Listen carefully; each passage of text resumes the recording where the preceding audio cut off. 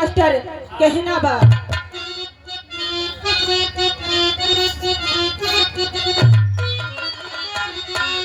कि आज नैतिक धर्म का पतन हो गया, मानवता जग में दफनाई गई।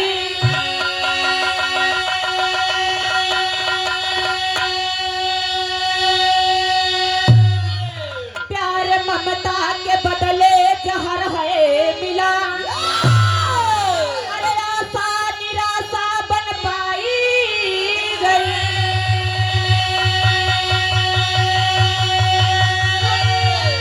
तो टुकड़ा जिगर का हुआ बेवफा, अरे अपना ही रिश्ता छुपाया गया।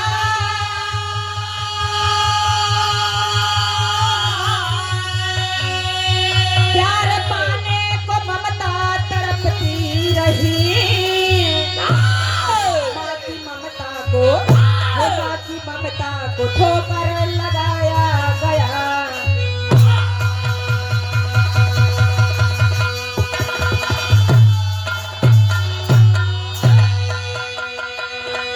ये बाबूजी, एक ऐसी माँ जिन्होंने अपने बेटे के लिए सर्वस्व लुटा दिया बाबूजी, लेकिन बेटा करता है क्या और बेटे से माँ को मिलता है क्या।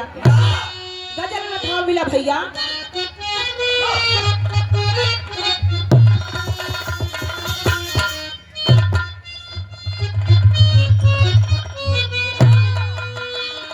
कि आज पीने की दावत है यारो, अरे चांद पर बैठ कर हम पिएंगे।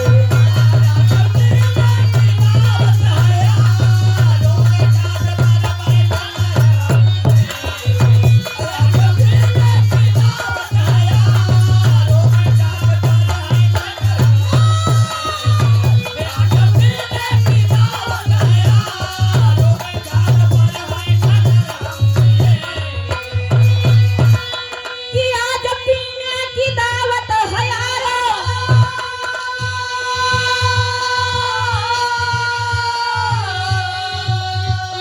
अरे चांद पर बैठ कर हम पिएंगे। तो खपरियों के साये में छिप के, अरे चैन से जिंदगी जिएंगे।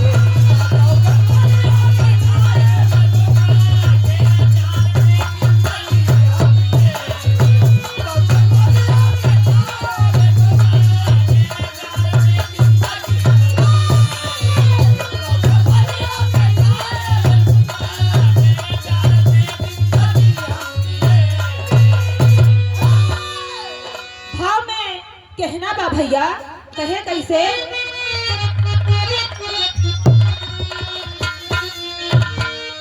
कि जान जिसके लिए है दिया,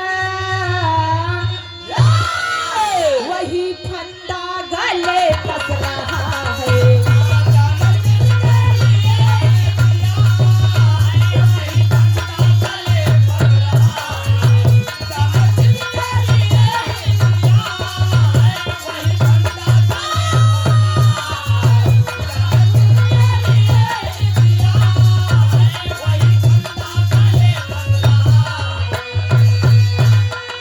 कि जान जिसके लिए है दिया,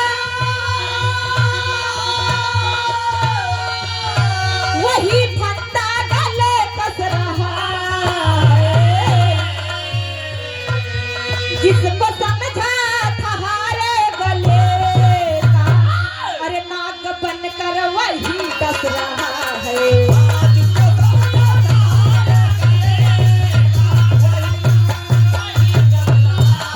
क्या बात है?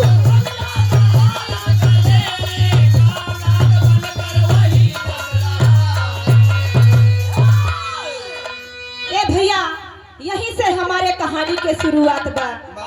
कृपया कर आप सब गौर करें। नजर में कहना बा भैया,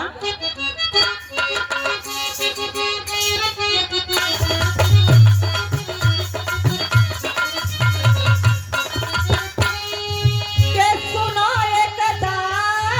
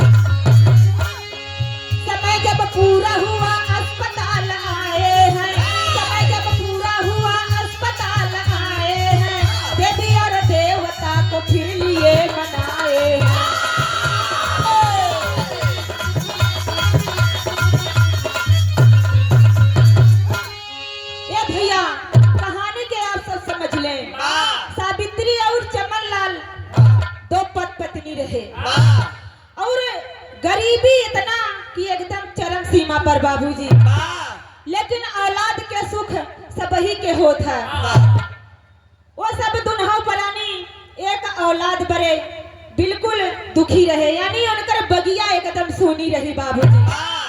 लेकिन समय का ऐसा चक्र घूमा, परम पिता की कृपा हुई, सावित्री पेट से हो गई, यानी गर्भ से हो गई बाबूजी। सावित्री का लास्ट में 9वां महीना चलने लगा और चमन लाल सावित्री के लेके अस्पताल पहुंचे।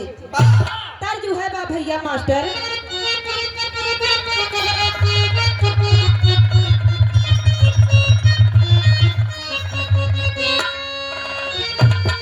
कि ना जाइबै ननदी, हो ना जाइबै ननदी, सवनवा में ना जाइबै ननदी। अरे बीरन भैया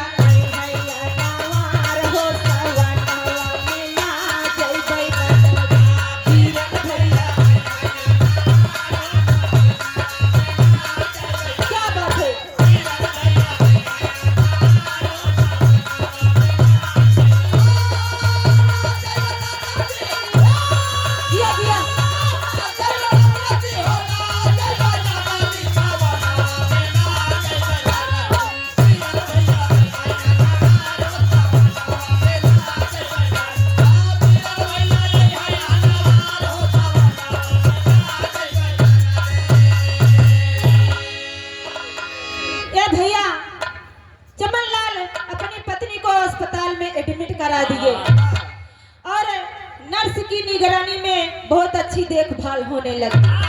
भाव में कहना पड़ा भैया,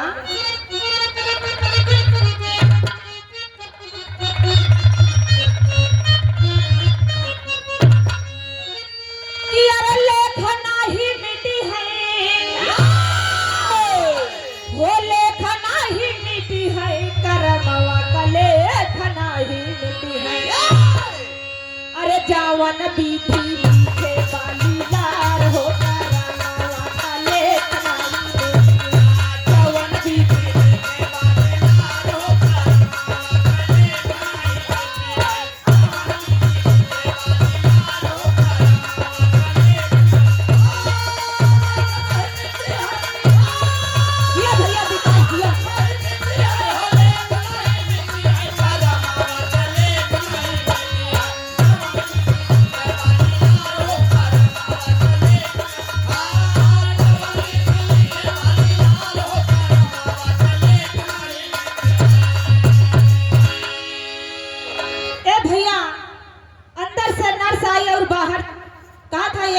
चमन लाल के कर नाम बा।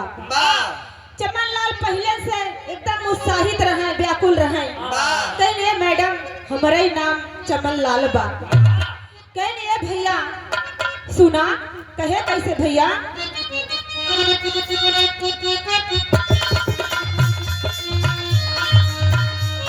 कि पैदा भइल बेटा ता बनारस बतावली।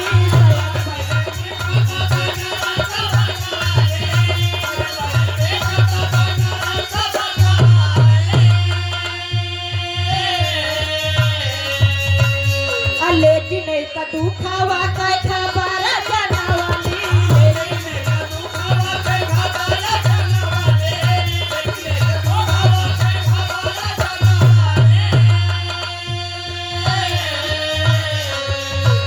भैया नर्स कहे ए भैया चमन लाल तोहरे बेटा भइल बा।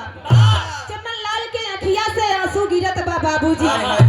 एकदम खुशहाली में चमन लाल कहने परमात्मा हमका नूने रोटी दे, हम नूने रोटी खाब, लेकिन हमरे आंगन में हमरे कुल का चिराग आई गया। कि कोनो खुशहाली से कम ना बा बाबूजी। लेकिन नर्स कहे ए भैया एक दुखद बात बा। कहे कैसे,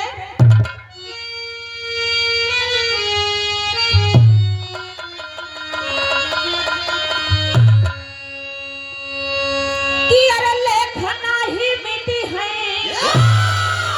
अरे लेखना ही मिटी है, करमवा का लेखना ही मिटी है। कि अरे एक कई आँखी है, कारनार हो, करमवा का लेखना ही मिटी है।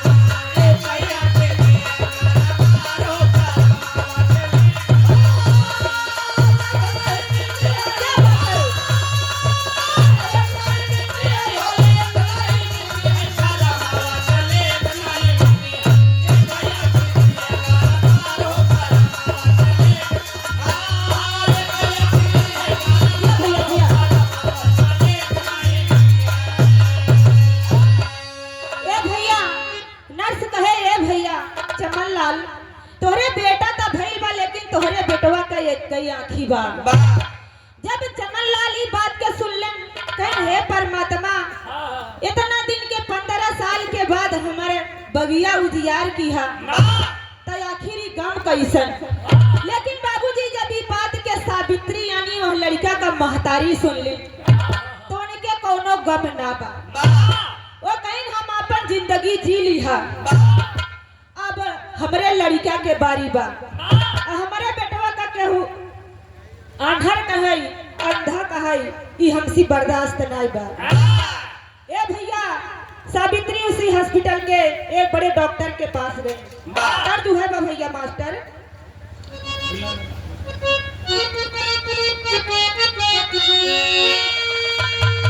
कि ना मर सैया नशा नशेरी अरे ना मर पियवा चोर बाबू दरोगा जी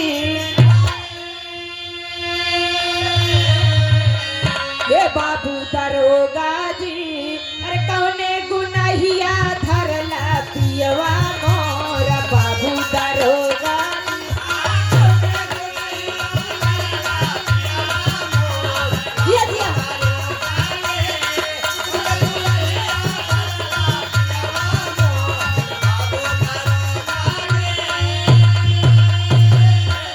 ए भैया सावित्री उसी हॉस्पिटल के एक बड़े डॉक्टर के पास जाती हैं और कहा थी ये डॉक्टर साहेब हमार विनम्र निवेदन बा आपसे कि हमारे ये लड़का पैदा भइल बा लेकिन एक आंख से अंधा बा। आप एक काम करा कि हमारा अखिया निखार के हमारे बेटवा के लगाए। डॉक्टर साहब कहें ए मैडम ये सब आप का बोलत हैं आखिर आप अपन आँखी अपने लड़का के लगाई देंगे तो अपन जीवन कैसे जी। कहीं नहीं भैया सुना हम अपन जिंदगी अपने बेटवा के रोशनी के उजाले तले जी ले भाई लेकिन हमार आँख हमारे बेटा के लगाई दा। सावित्री और चमन लाल अपने बेटा के लेके अपने घर चल दिए बाबू। और डॉक्टर देखता रह गया कहते कि हाय हाय रे ममता आज भी जिंदा बा इस धरा पे माई के ममता के कौना मोल ना बा बहूजी। लड़का के लेके दुनों जने हंसी खुशी अपने घर चल दिए बाबू। तर्ज है बा भैया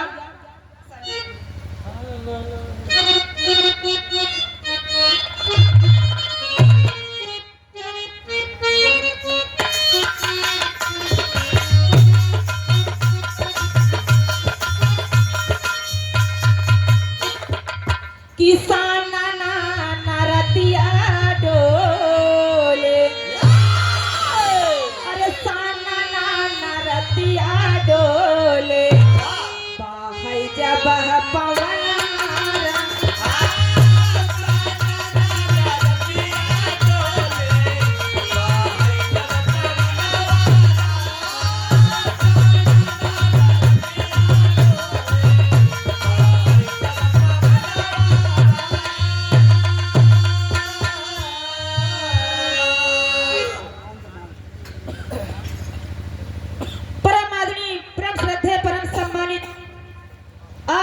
चचा माल पहलवान जमालपुर की पावन सर्जने आपके कर कमलों द्वारा 101 रुपए का महान पुरस्कार। इस भाव को समझते हुए आप जैसे सम्मानित लोग इस धरा पे रहे हम सबका सौभाग्य बा। किसान नरतिया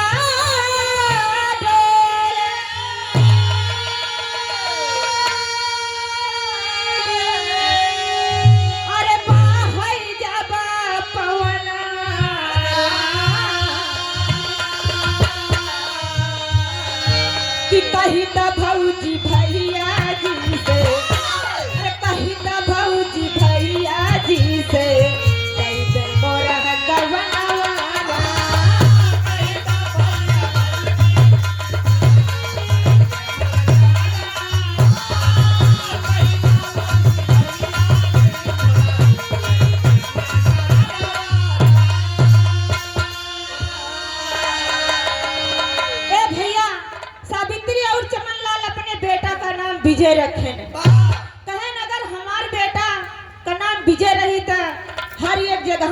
करत रही हैं, यानी नाम के आधार पर हमार बेटा कामों करी है। लेकिन एक दिन के बाद बा चमन लाल बीमार पड़ गए बाबूजी, और बीमारी चमन लाल को ऐसी लगी कि फिर से इस धरा से उठ ना सके, यानी उनका स्वर्ग धाम हो गया, परमात्मा के चरणों में निवास हो गया बाबूजी। इधर सावित्री अकेली और अधूरी पड़ गई। अरे वाह,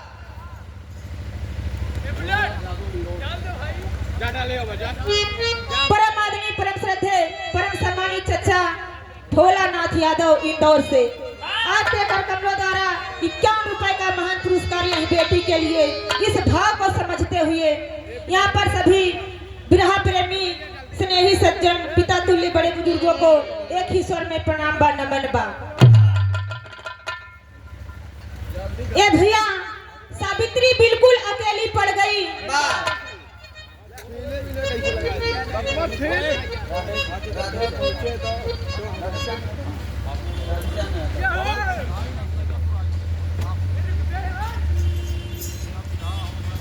खोला था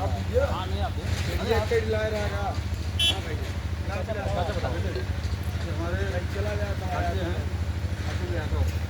अभी प्रधान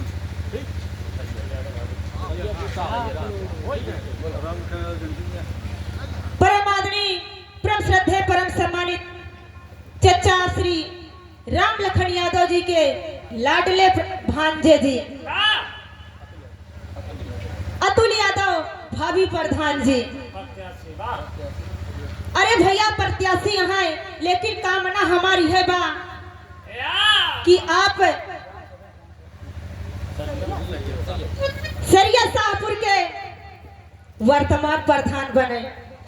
कामना है हम सबके बा कि युवा समाज होगा तो समाज बदलेगा बाबूजी। आपकी क्षेत्र में, आपके देख रेख में इस गांव का भविष्य बदलेगा, बच्चों में नई ऊर्जा होगी और बड़ों में प्रेम भाव होगा बाबूजी। कामना यही कन्हैया मुरली मनोहर से करेंगे कि आपकी इच्छा जरूर पूर्ण हो, और चचा राम लखन यादव जी के चेहरे पर असही मुस्कान बनी रहे कि हम एक प्रधान का मामा है, यानी मामा और भांजा का दुनों गहरा रिश्ता अथा आकाश बना रहे, चंदा और सूरज की तरह चमकत रहे। आपके कार्यक्रमों द्वारा 501 रुपए का महान पुरस्कार आपके लिए एक बार जोरदार तालियों से स्वागत किया जाए।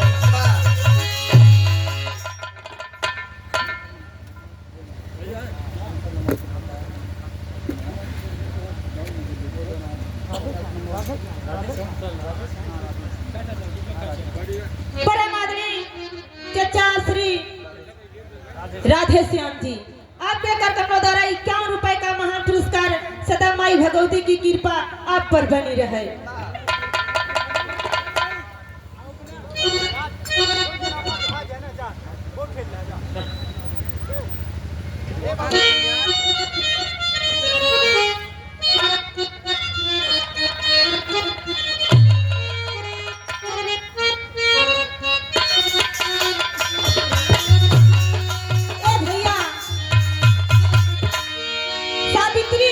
बहुत दुखी बा, अपने पति के बगैर एकदम अधूरी सावित्री अपने बेटा के लेके बहुत रो रही है बाबूजी। भाव में कहना पड़ा मास्टर,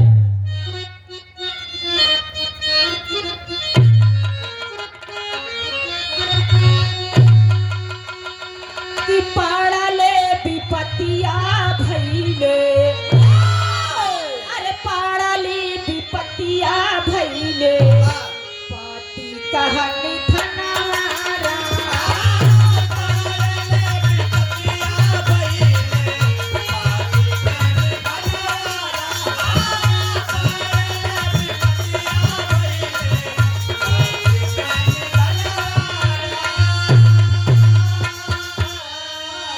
कि घरा घरा चूल्हा चौका,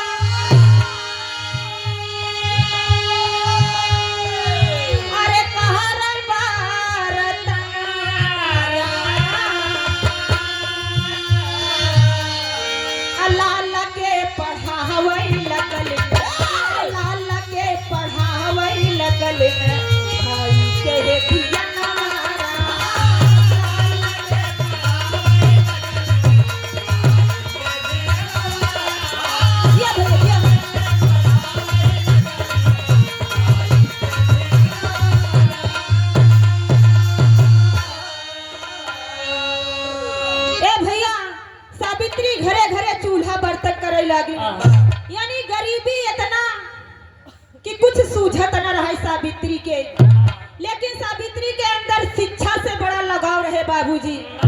सावित्री ने ठान लिया कि मैं अशिक्षित रही, मैं गरीब रही, लेकिन हम अपने बेटवा के यही गरीबी के मोहताज न बनाई। घर घर चूल्हा बर्तन करे लागी सावित्री और अपने लड़का के वही गांव के स्कूल में नाम लिखा दिया बाबूजी। और धीरे धीरे विजय साहब पढ़ने लगे और बड़े होने लगे। तब जो है बा भैया,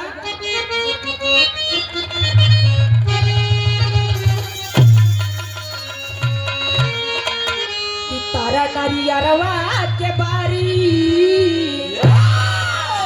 अरे तारा नारियरवा के बारी ऊपर श्याम गेंदा लगाया।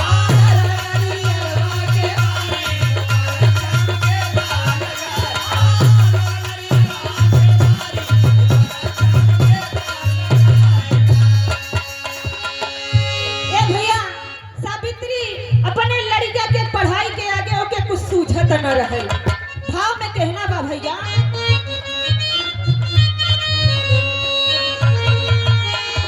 सावित्री हिम्मत ना हारी, सावित्री हिम्मत ना हारी, विजय जी करें तैयार।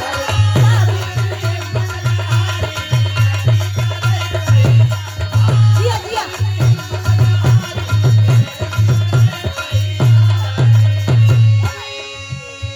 कई के मजदूरी तब रुपया जुटवाला,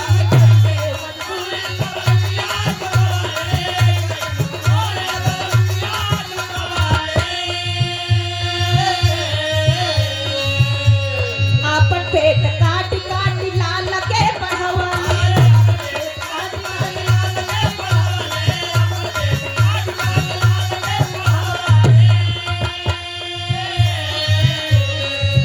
अरे भेजी रही रुपया महतारी, अरे भेजी रही रुपया महतारी, विजय जी करें तैयार।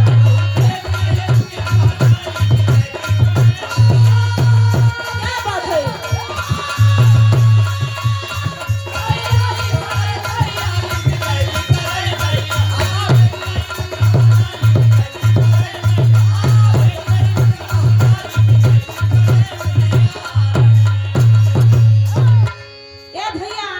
सावित्री अपने बेटवा का गांव के स्कूल से नाम कटाई के मुंबई शहर के बड़े कॉलेज में दाखिला करवा देती है बाबूजी। चाहे जैसे हो अपने बेटवा के लिए 1 महीने की फीस का इंतजाम कर लेती थी बाबूजी। कभों कभों तो ऐसा होत रहा कि सावित्री बिना खाए सोई जात रहे बाबूजी। सिर्फ पानी से अपन पेट भर लेते रहे बाबूजी, लेकिन अपने बेटा के पढ़ाई के चिंता उनके हमेशा रहत रही। भगवान के घरे देर बा अंधेर नहीं, परम पिता का आसन डोला बाबूजी। कहना बा भैया,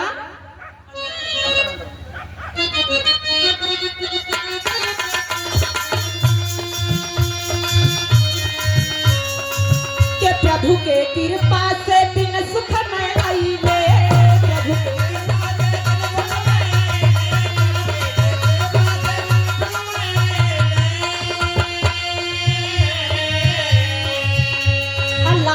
विजय जी कलेक्टर बनी गई है, विजय जी कलेक्टर बनी गई है।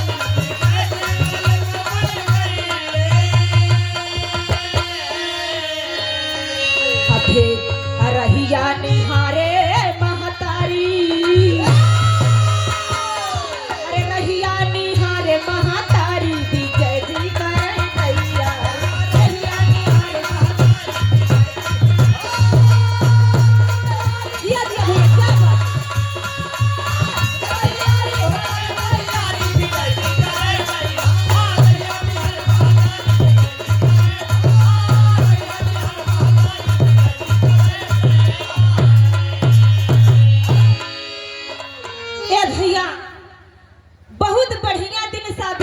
जिंदगी में आएगा बाबूजी। विजय साहब कलेक्टर की पदवी पा गए, यानी बहुत खुश हैं। उनकर महतारी और कलेक्टर साहब थी। अब महतारी राह देखत बा अपने बेटवा के कि हमार बेटा डीएम कब हमरे गांव आई है। यारी बगल जाई के कहा थी, ए बहिनी, ए दीदिया, हमार बेटा विजय कलेक्टर बन गए हो। अरे हम एक कलेक्टर के माई है। कहने बहिनी बड़ी खुशी के बात बा, बड़ा दुख झेलू हो सावित्री।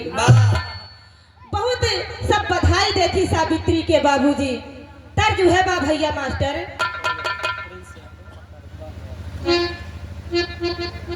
इस भाव को समझते हुए परम आदरणीय भैया प्रिंस यादव आपके कर कमलों द्वारा 101 रुपए बाघराय की पावन सरजमी सदा माई भगवती की कृपा आप पर बनी रहे, दिन दूनी रात चौगुनी समाज में तरक्की करें।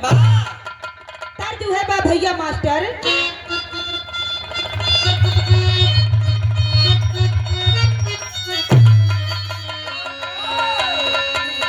कि अरे पतरकू पतरकू पतरकू हो पतरकू,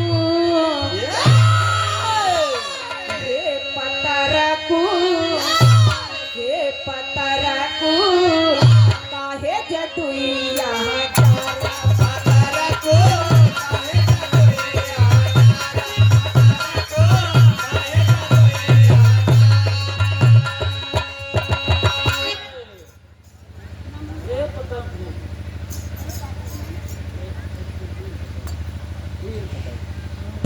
भैया रमाकांत यादव जी के प्यारे लाडले बेटे शुभम यादव। वह कई बहुत सुंदर नाम, बहुत सारी आशीर्वाद, बहुत सारा प्यार दुलार आप लाडले राजकुमार के लिए। कामना है बाकी आप सदा अपने माता पिता का नाम रोशन करें और समाज में हर एक ऊंची पदवी पर आपका स्थान हो। आपके कर कमलों द्वारा 51 रुपए का महान पुरस्कार सदा भंडार भरा रहा है भैया हरे निगर। ए भैया बात पर आप सब गौर करें, जब हर डीएम साहेब का हरियर हरियर नोट गिने के मौका मिला बाबू 50 वाली 2000 वाली, ए भैया ते अपन सारा वो पीछे की दुनिया भूले लागे डीएम साहब और उस चकाचौंध की दुनिया में ऐसे उलझ गए कि अपने माई के त्याग बलिदान भूल गए बाबूजी। कहना बा कैसे भाव में भैया,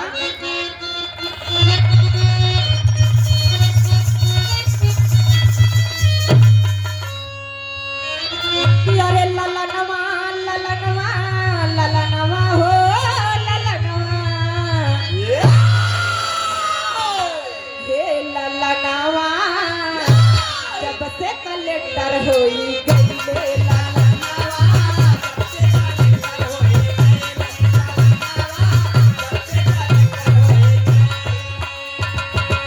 अरे माई के अपने हो माई के अपने, अरे माई के अपने हो सुधिया भूलैले ललनवा जब से कलेक्टर होई गईले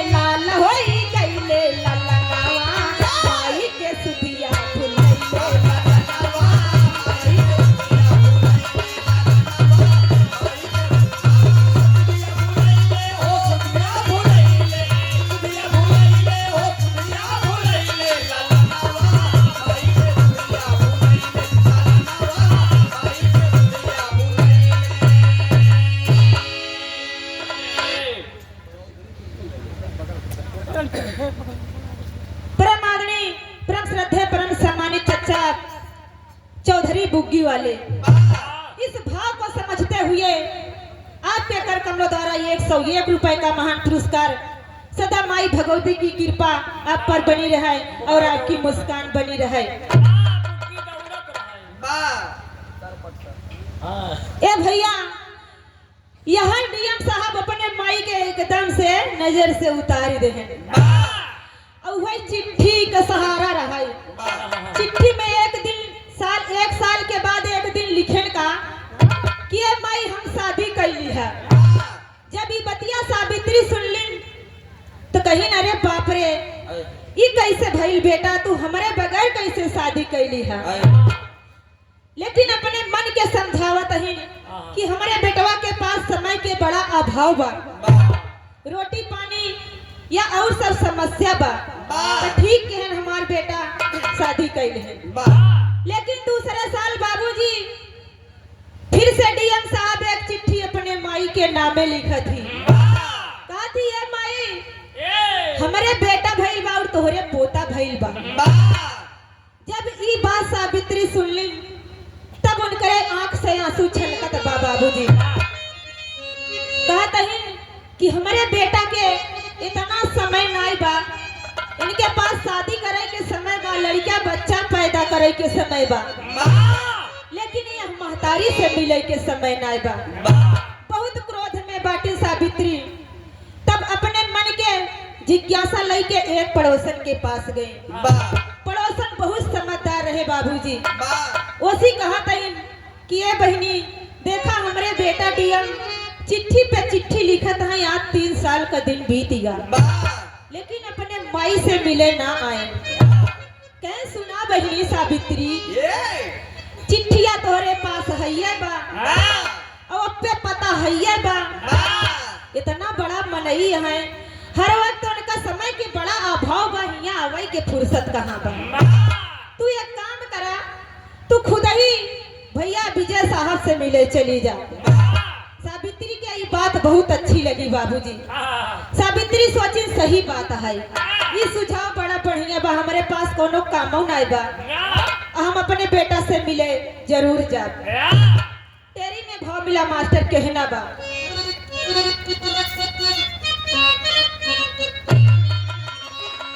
कि अरे जिगर का टुकड़ा बागी ही बन गया, अरे मोरे रामा हो राम, जिगर का टुकड़ा बागी ही बन गया, तो ममता तड़प उठी, अरे लगन प्रेम की लागी, अरे हो लागी, अरे हो लागी।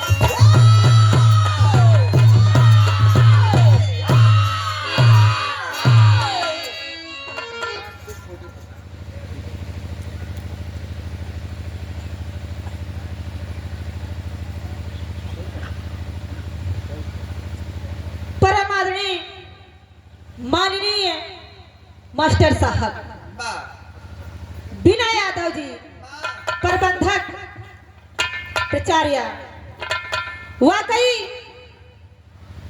सरस्वती शिक्षण संस्था संचालित जय मां English high school and you college संकल्प शिक्षक संख्या संचालित विनय हाई स्कूल हिंदी माध्यम इंग्लिश माध्यम मुंबई महाराष्ट्र। आपके कार्यक्रमों द्वारा 501 रुपए का महान पुरस्कार सदा माई भगवती किशन कन्हैया आप पे अपन दाय दृष्टि बनाए रहे, कृपा बनाए रहे कि दिन दूनी रात चौगुनी समाज में तरक्की करत रहे, सूरज के उजाले की तरह रोशनी करत रहे। कामना यही भगवान से एक बार भैया जी के लिए जोरदार तालियों से आप सब स्वागत करें। ए भैया सावित्री सोचत सोचत अपने बेटा के पास जाने का संकल्प किया बाबूजी। पहपट में भाव मिला भैया मास्टर।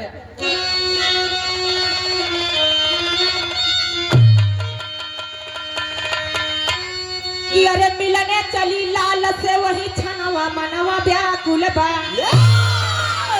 कि अरे मिलने चली लाल से वही छनवा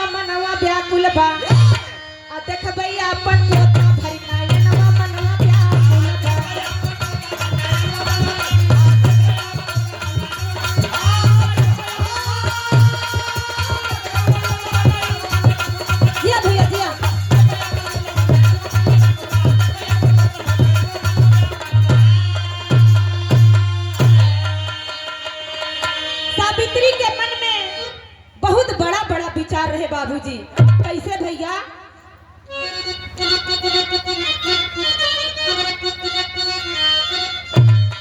कि होई है नौकर चाकर गाड़ी, बंगला मोटर कार हो,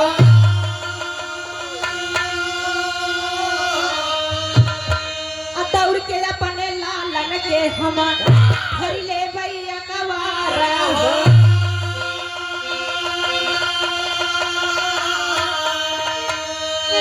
अरे दौड़ के बहुहर छुई है मोरा चरणवा मनवा व्याकुल बा, दौड़ के बहुहर छुई है मोरा चरणवा मनवा व्याकुल बा, अते भैया सिर पात थई थी मनवा व्याकुल बा। दिया दिया भैया।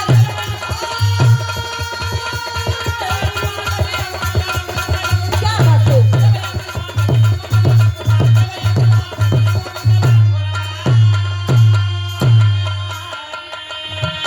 सावित्री सोचा था कि मुंबई शहर के सबसे बड़ा बेटा, सबसे बड़ा मनई हमार बेटा विजय साहब हुई है। नौकर चाकर बंगला गाड़ी मोटर कार सब कुछ आजाद हुई हमरे बेटवा के। बहुत बुरा करा है तो यार नमो नहीं जान रहे। क्या नाम है तुम्हारा? कहाँ घर है?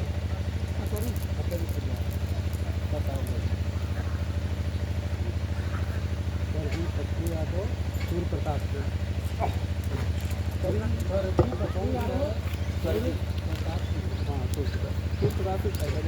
परम आदरणीय, परम श्रद्धेय, परम सम्मानित आप नहीं पड़ता है।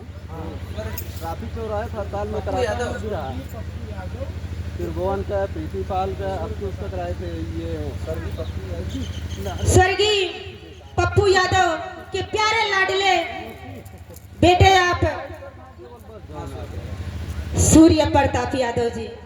वाकई चेहरे पे बहुत तेज बा, बहुत प्यारी मुस्कान बा। आपके कर्तव्यों द्वारा यह बहन को 201 रुपए का महान पुरस्कार, कोटि कोटि प्रणाम बा, नमन बा, आशीर्वाद के कामना बा कि सदा आप अपना उजाला असही बिखेरते रहें और अपन आशीर्वाद हम सब पे बनाए रहें।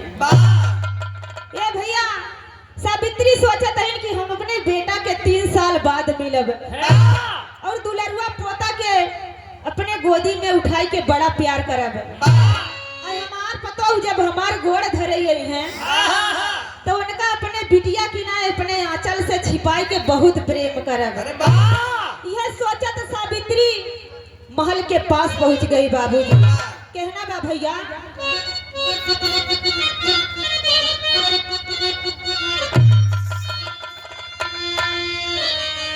कि सोचत पहुंच गई ने अरे डीएम के आवास हो,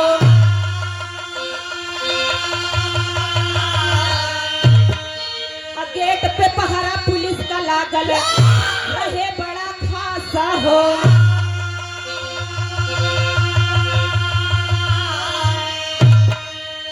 अरे कहाँ कलेक्टर हूँ मरल ललनवा मनवा व्याकुल बा, अरे कहाँ कलेक्टर हूँ मरल ललनवा मनवा व्याकुल बा, अभी ही पर मारा चिट्ठी तने छनवा मनवा व्याकुल बा।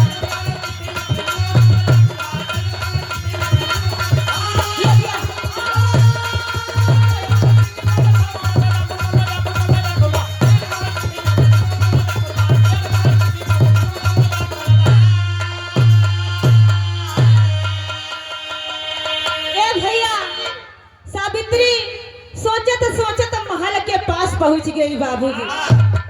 सावित्री जौन गेट पर खड़ा पहरेदार के पास जाए के कहा थी, ए भैया हम डीएम के महतारी यही हमका महल के अंदर जाए के बा।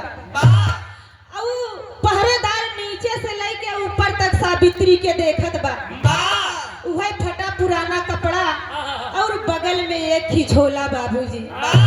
कहे ए माई अगर तोहका कोनो काम होई साहब से तो हमका बताई दा, ये झूठ मूठ का बहाना काहे। तब सावित्री टोके से वही चिट्ठी निखारत है बाबू। कहीं ए भैया ला चिट्ठी पढ़िला हमरे डीएम साहब का लिखल बा। जब डीएम साहब के लिखल चिट्ठी पहरेदार बाबूजी। माँ तो माई के आदर सहित कहा था माई अपन महल में आप जाएं।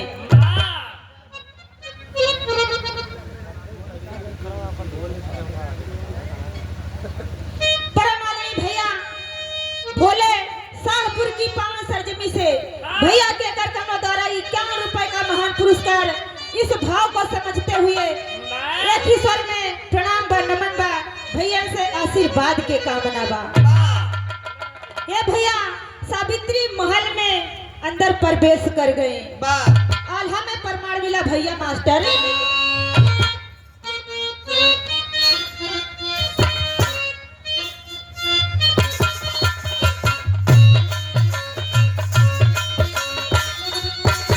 कि बांगला के अंदर गईले जौन छन मयरिया भैया। अरे पहला ना पे लाला ना के देखै मुस्कुरा।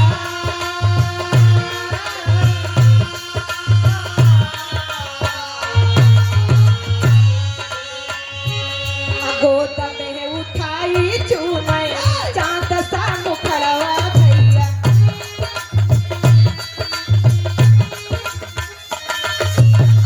अरे साहब कई गुजरिया तबा देखेला पुकार।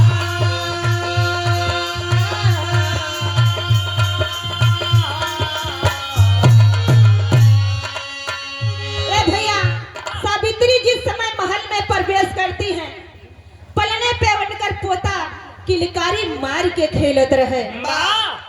जाय के सावित्री झोला नीचे फेंक के लड़का के उठाई लेथी। कहती हाय हाय रे हमरे बगिया के गुलशन के गुलाब, हमरे जिंदगी के अनमोल रतन बेटवा।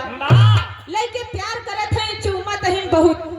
तब तक डीएम साहब के पत्नी ऊपर से नीचे आती है बाबूजी और गुस्से में बहुत तेज से डांटती है सावित्री को।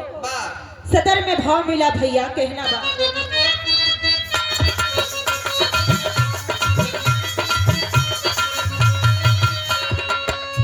अरे कैसनी भिखारन घुसी महल के भितरिया।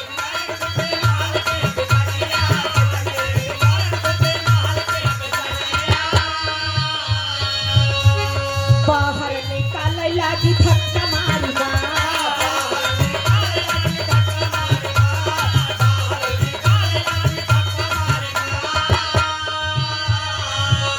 हाथ जोड़ी बोले माई मार जिनी बहुरिया।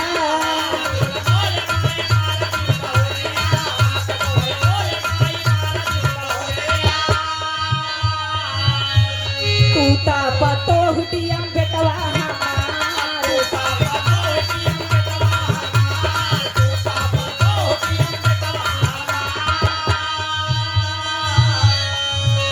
कि अरे डीएम से पूछे लागे डीएम कई गुजरिया। अरे डीएम से पूछे लागे डीएम कई गुजरिया। त डीएम कहाँ नाई महतारी हमार भैया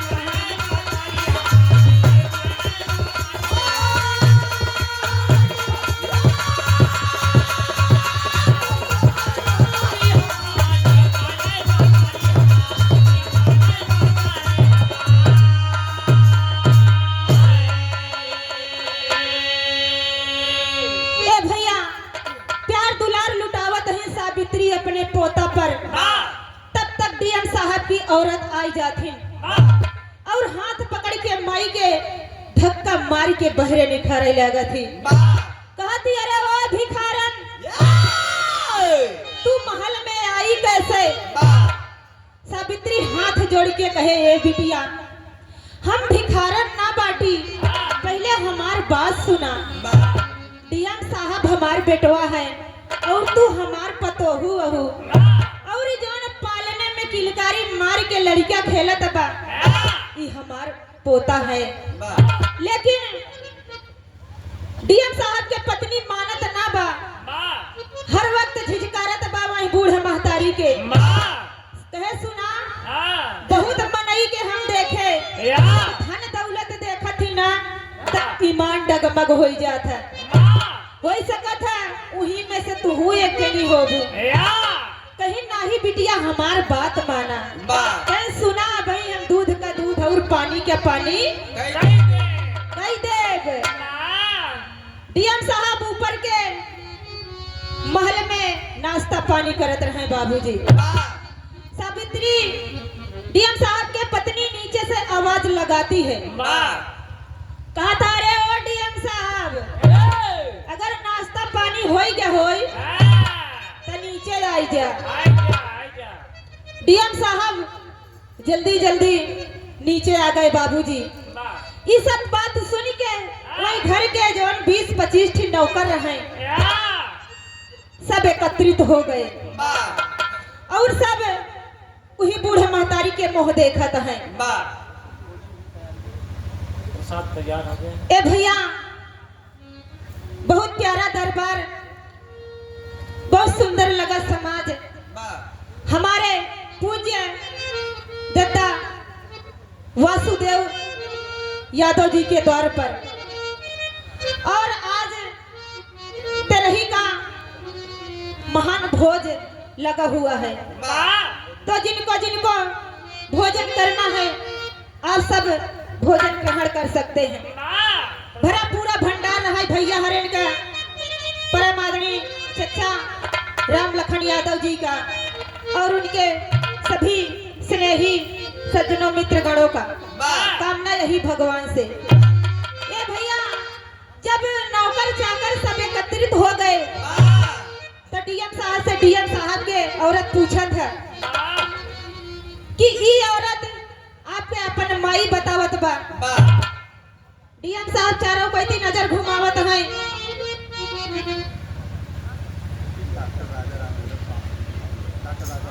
परम आदरणीय परम श्रद्धेय परम सम्मानित भैया डॉक्टर राजा राम यादव शाहपुर की पावन सरजमी आपके कर कमलों द्वारा 101 रुपए का महान पुरस्कार इस भाव को समझते हुए बा सदा भैया का दुकानदारी चले कामना है भगवान से तोहरा चलत रहा भैया आरे के साथे साथे हमारो चलत भाई ठीक है बा। ला और ला प्रवीण यादव प्रवीण यादव तिजरी से परम आदरणीय भैया परवीण यादव टिकरी की पावन सरजमी से चलकर आए भैया के कर कमलों द्वारा 51 रुपए का महान पुरस्कार सदा माई भगवती भैया पे अपन कृपा बनाए रहे ए भैया ये माल देख के डीएम साहब कहा थी सुना हमें न का नाई जानी थी ये हमार महतारी ना होए पहले तू ही सभे सोचा कि आखिर हम मुंबई शहर का इतना बड़ा मनई बा जेकर नामौ ले में मनई एक बार सोचा थी तेकर माई बाप ऐसे रही है सावित्री की आंखों से आंसू छलक रहा है बाबूजी बा सावित्री अपने बेटवा का हाथ पकड़ के कहे कि ये बेटा डीएम इस सब का बोलत है बा हमका तू अपन माई माने से इनकार करत है हाय हाय हाय ये शब्द जैसे सावित्री के सीने में एक बाण की तरह चुभ रहा है बाबूजी बा पांव तले जमीन खिसक रही है सावित्री की आंखों से आंसू ना खून गिर रहा है सावित्री सोच रही है कि जौने लड़का बरे हम अपन सरबस लुटाई दी है कभो कभो तो सावित्री बगैर कुछ खाए पिए ऐसे ही सो जाती थी बाबूजी बा कि हमार बेटा पढ़ लिख के कुछ न कुछ बनिए तो अपन जिंदगी उनके उजाले तैले जीबे यहाँ तक कि सावित्री अपन एक आंख भी निकाली के अपने बेटवा के लगवाई दी कहीं हमार बेटा के केहू अंधा न कहे नेत्रहीन न कहे समाज में ऊंची पदवी रही हमारे बेटवा का बा लेकिन आज सावित्री को मिला क्या कि एक माँ का शब्द वो भी छीन लिया डीएम साहब ने बा सावित्री बहुत उदास है बाबूजी सावित्री है सोचत है क्या है औलाद से अच्छा तो हमारे औलाद ही न होते हम पति पत्नी जैसे भी जीते अपने जीवन को जी लेते गुजारा कर लेते बाबूजी बा लेकिन इतना बड़ा तय कि हमारे औलाद होते हुए भी हमका कहता है कि तू हमारे माई ना हो। ए बाबूजी, सावित्री रोते हुए झोला उठाती है और महल से बाहर निकल जाती है। बाबूजी खड़ी धुन में कहना बा भैया,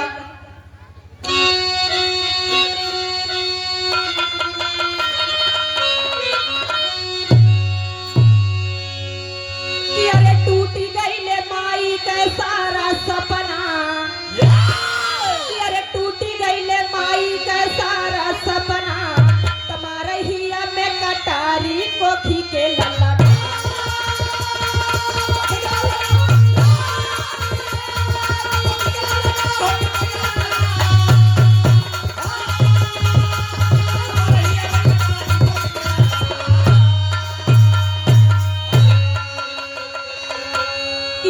निकली महल से माई, अरे बाहर गईले आई हो,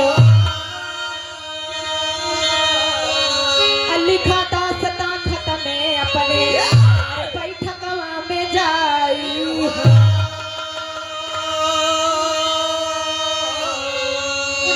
कि अरे धूल गईली फांसी पे ना कोई अपना, धूल गईली फांसी पे ना कोई अपना, हिया में कटारी कोखी के लल्ला। ए भैया, सावित्री अपने मन को कोसते हुए महल से बाहर निकली बाबूजी, और महल के सामने उस बैठके में जाकर अपनी सारी दास्तान लिखवा देती है एक चिट्ठी पे, और चिट्ठी हाथ में लेके फांसी पर झूल जाती है सावित्री। सावित्री सोचती कि यह नरक भरी जिंदगी से अपमानित कोनो चीज न बा, ऐसी तो अच्छा कि हम अपन प्राण त्यागी देई। यह नालायक कलयुगी बेटा के माई बने से तो अच्छा बा कि हम प्रभु के चरणों में ही निवास करी। ये बाबूजी कहना बा भैया,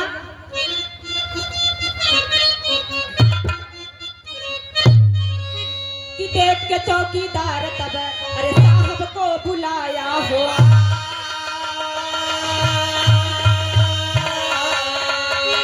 अरे हाथ के चिट्ठी पढ़ने लगे सके सारा सामने आया हो।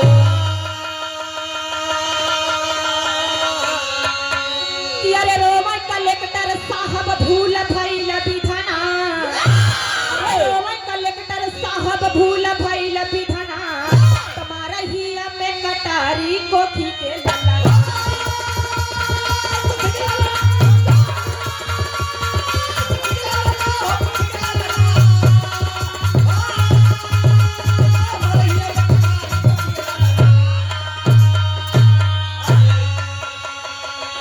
ए भैया, जब सुबह हुई तो चौकीदार देखत बा कि जवन महिला कल महल में प्रवेश की है रहे कलेक्टर साहब के माई बन के, आज वह फांसी पे झूलल बा। ए बाबूजी, वही औरत के देखते देखते बहुत सारी भीड़ इकट्ठा हो गई वहां पर, और वही मुंबई शहर के केहू स्नेही सज्जन पढ़ा लिखा मनई हाथ के चिट्ठी निखार के पढ़ाई लगे। जब ये बात के देखा थी पहरेदार तो जाय के साहब से बोलावत थी, बात ये साहब क्यों तोहरे महल में कल औरत आई रही, आज वो फांसी पे झूलल बा। जब ये बतिया के कलेक्टर साहब सुने बाबूजी तो दौड़ते हुए नंगे पांव महल से बाहर निकले और माई के पांव धई के रोवत है। कहत है ये माई हमरे गलती के क्षमा करा माई। तब तक डीएम साहब के पत्नी भी साथ में आ जाती है और धिक्कार कर डीएम साहब को कहत है कि जब तू अपने माई के ना भया तो हमका और हमारे बेटा के का होबा। अरे धिक्कार बा तोहरे जैसन औलाद पर। बात रही एक कपड़े की, अगर तू अपने माई के एक कपड़ा दई के पहनाई देता, नहलाई धुलाई देता तो समाज में रह के लायक हो जाती। जब तू अपने माई के माने से इनकार कर दिया तो हम तो दूसरे के औलाद है। डीएम साहब एकदम नाजुक अवस्था से गुजर रहे हैं बाबूजी। बहुत दुख बा, अपने पत्नी से हाथ जोड़ के कहा थी कि हमरे गलती के क्षमा करे। ए बाबूजी, माई बाप से बड़ा यही दुनिया में कोनो धरा नहीं बा, कोनो धाम नहीं बा, कोनो पूजा नहीं बा, कोनो पाठ नहीं बा। यानी माई बाप का सेवा करा सब कुछ मिल जाई। उनका आशीर्वाद हम सब के लिए बहुत अनमोल बा।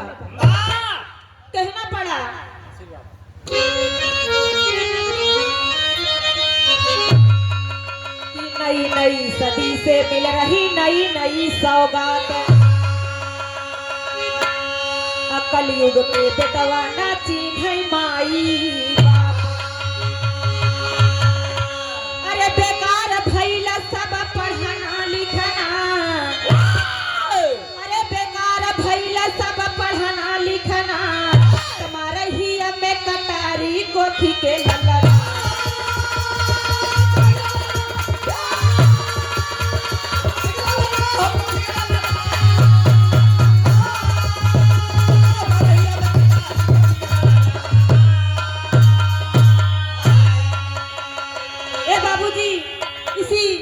गीत के साथ है हमारा गीत यहाँ पर समाप्त होता है। आप सबके चरणों में कोट कोट बार वंदन अभिनंदन नमन बा।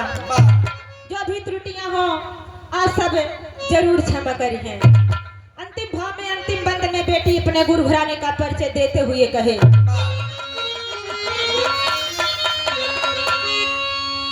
गुरु बिहारी गुरु पत्तू गुरु राम आधार पति राम।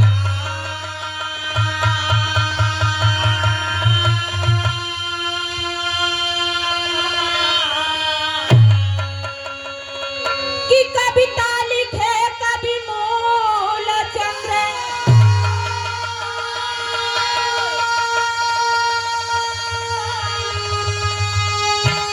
गुरु चरणन में प्रणाम हो। जिगर का टुकड़ा बागी बन गया, जिगर का टुकड़ा बागी बन गया। कन्हैया माला राज के श्याम चरण से लागी, जिगर का टुकड़ा बागी बन गया। कन्हैया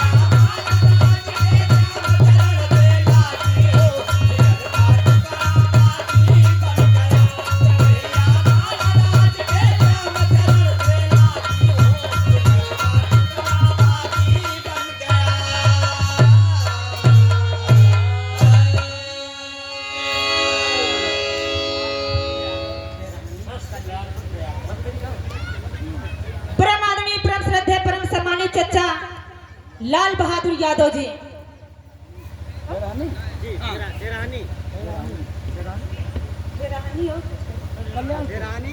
ढेरानी कल्याणपुर प्रयागराज की पावन सरजमी, आपके कर कमलों द्वारा 101 रुपए का महान पुरस्कार सदा मुरली मनोहर कन्हैया का प्यारा आशीर्वाद आप और आपके कुटुंब परिवार पे बना रहे, काम नहीं है बा।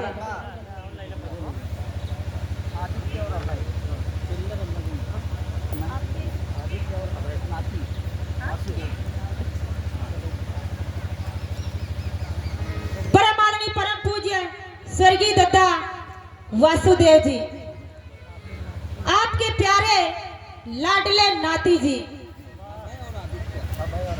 अभय और आदित्य, वाकई कहा जाता